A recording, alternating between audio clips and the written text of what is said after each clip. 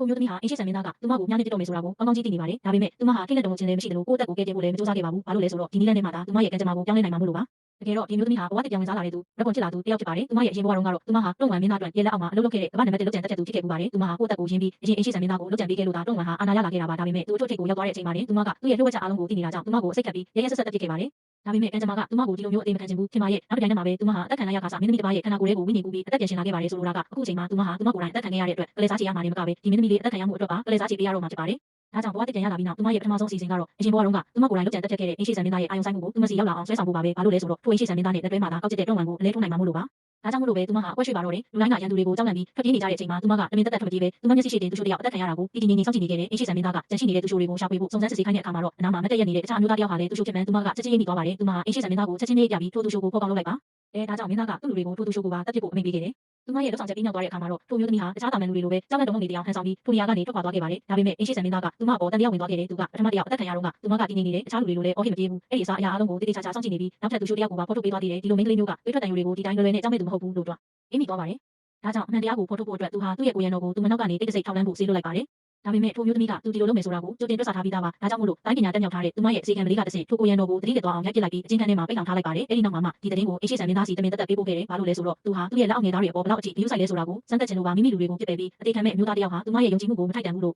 ့သူမကယူဆထားလို့ဖြစ်ပါတယ်။ဒါပေမဲ့သူမတွေးတာမှားသွားခဲ့တယ်။ခိတ္တမြကြပြီးတဲ့နောက်မှာအိမ်ရှိဆံမင်းသားကိုယ်တိုင်ထိုနေရာကိုရောက်လာပြီးသူ့ရဲ့ကိုယ်ရံတော်ကိုချက်ချင်းလွတ်ပေးဖို့ဒေါသတကြီးအမိန့်ပေးခဲ့ပါတယ်။ဒါကိုကြားတော့မင်းသမီးကသူမရဲ့အိမ်ထဲကိုတကိုးဝင်တဲ့အထင်နဲ့မှားယွင်းဖန်ဆီးမိတာပါဆိုပြီးချက်ချင်းတောင်းပန်လိုက်ပါတယ်။ဒါကိုကြားရတဲ့အခါမှာတော့အိမ်ရှိဆံမင်းသားရဲ့ဒေါသတွေပြေလျော့သွားပြီးသူ့လူကိုခေါ်ပြီးထွက်ခွာသွားခဲ့ပါတယ်။ဒါပေမဲ့ဒီတစ်ရက်ကနေတစ်ဆင့်ထိုမျိုးသမီးဟာအချက်တစ်ချက်ကိုသိသွားခဲ့တယ်။ဒါဟာသူမရဲ့အနာဂတ်မဟာမိတ်ဖြစ်လာနိုင်မယ့်မျိုးသားပဲဆိုတာပါပဲ။ကြီးကျယ်ခမ်းနားတဲ့နန်းတွင်တည်ခင်းအိတ်ခံခွဲညမှာတော့တွန့်ဝမ်ဟာမင်းသမီးကိုမြင်မြင်ချင်းမှာပဲသူ့ရဲ့မျက်လုံးတွေကပျော်ရွှင်မှုကြောင့်တောက်ပသွားခဲ့ပါတယ်။တက်မတော်ကိုထိန်းချုပ်ထားနိုင်တဲ့သူရဲ့သမီးဖြစ်သူဒီမင်းသမီးကိုသာသူလက်ထပ်နိုင်ရင်သူ့ရဲ့အိမ်ရှိဆံနေရနန်းနေရာကလုံးဝအာမခံချက်ရှိသွားပြီလို့သူကတွေးနေတာပါ။ဒါပေမဲ့သူရဲရဲဆက်ဆက်တက်ဖြစ်ခဲ့တဲ့မျိုးသမီးရဲ့ဝိညာဉ်ဟာဒီခန္ဓာကိုယ်ထဲမှာရှိနေတယ်ဆိုတာကိုတော့သူကများလုံးဝမသိချပါဘူး။တစ်ဖက်မှာလည်းမင်းသားကမင်းသမီးပေါ်စိတ်ဝင်စားနေတာကိုမြင်တော့အဲ့ဒီပွဲကိုတက်ရောက်လာတဲ့တခြားမိန်းကလေးတယောက်ကမနာလိုဖြစ်သွားခဲ့ရတယ်။ဘာလို့လဲဆိုတော့သူမကမင်းသားကိုလက်ထပ်ချင်နေလို့ပါ။ဒါကြောင့်မို့လို့မင်းသမီးကိုလူရင်းစင်တင်ပြီးအဆက်ခွဲဖို့အတွက်သူမဟာအေဂရိမင်းမျက်စီကနေခွင့်ပြုချက်တောင်းပြီးသူမရဲ့အကောင်းဆုံးကူချင်းတရုပ်ဆောင်တီးခတ်မှုကိုဖျော်ဖြေခဲ့ပါတယ်။သူမရဲ့ဖျော်ဖြေမှုပြီးဆုံးသွားတာနဲ့တိုင်းနဲ့ထိုးကောက်ကျစ်တဲ့မိန်းကလေးဟာမင်းသမီးကိုလည်းကူချင်းတရုပ်ဆောင်တီးကြဖို့တမင်တက်တက်စိန်ခေါ်ပါတော့တယ်။ဒါကိုမြင်ရတဲ့အိမ်ရှိဆံမင်းသားရဲ့လက်အောက်ငယ်သားကထိုမိန်းကလေးရဲ့မကောင်းတဲ့အကြံစီကိုချက်ချင်းရိပ်မိသွားပါတယ်။ဒါကြောင့်သူကအိမ်ရှိဆံမင်းသားစီအမြန်သွားပြီးအကြောင်းစုံကိုပြောပြကမင်းသမီးကိုမတိခတ်မိအောင်တားဆီးဖို့ပြောခဲ့တယ်။ဒါပေမဲ့မင်းသားကတားဆီးဖို့မမိလိုက်ခင်မှာမင်းသမီးဟာအားလုံးရဲ့ရှိမှာစိန်ခေါ်မှုကိုလက်ခံလိုက်ပြီးကူချင်းကိုစတင်တီးခတ်ပါတော့တယ်။စောင်းတန်ဟာနန်းတော်မန်းတဲ့တစ်ခုလုံးပြန့်လွင့်သွားတာနဲ့အကြိုင်နဲ့နန်းတွင်းတွေကလူတိုင်းဟာမြင့်တက်အံ့ဩသွားကြရတယ်။ဘာလို့လဲဆိုတော့သူမရဲ့လက်ရာဟာစိန်ခေါ်တဲ့မိန်းကလေးထက်အစာပေါင်းထောင်တောင်းမှကကိုမိုကောင်းမွန်နေလို့ပါ။ဒါပေမဲ့နောက်တစ်စက္ကန့်မှာတင်သူမဟာဘသူကသူမပေါ်တကယ်ဆိုရင်ပူပန်ပေးလဲဆိုတာကိုသိချင်တာကြောင့်စောင်းချိုးတစ်ချောင်းကိုတမင်တက်တက်ဖျက်ပစ်လိုက်ပါတယ်